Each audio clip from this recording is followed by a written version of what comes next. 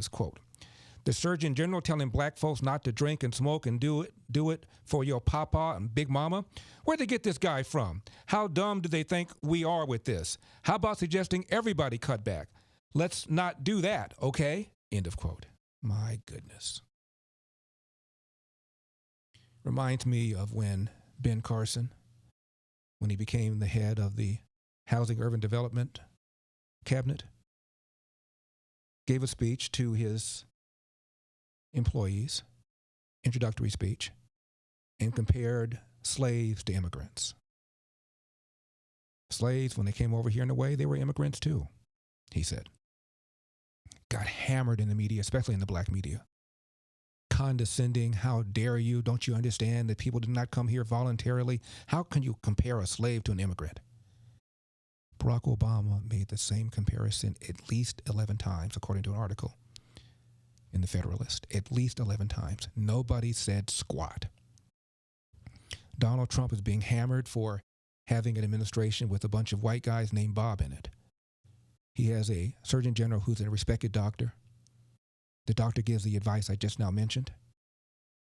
And the doctor's now hammered for lecturing to black people. Why not tell other people the same things? Yada, blah, et cetera. You're the one who pointed out correctly that the coronavirus is having a disproportionate impact on the black and brown community.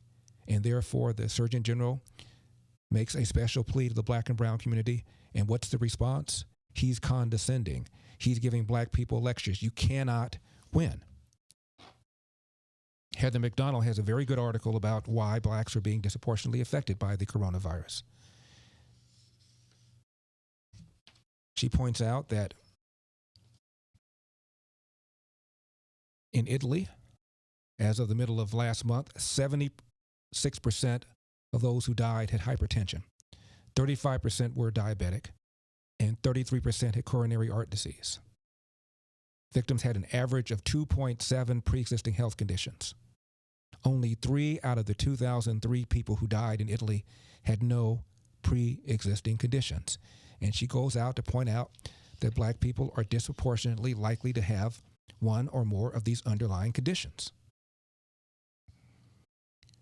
The diabetes rate among black adults is 66% higher than among white adults, according to the CDC. Hypertension rate, 49% higher. Obesity rate, 25% higher. In the year 2018, blacks accounted for 42% of new HIV diagnoses, according to the CDC, even though blacks are roughly 12% of the population. Blacks are more likely to live in close quarters, more likely to have a job that requires them to interact with the public, less likely to have a job that allows them to stay at home and do that job.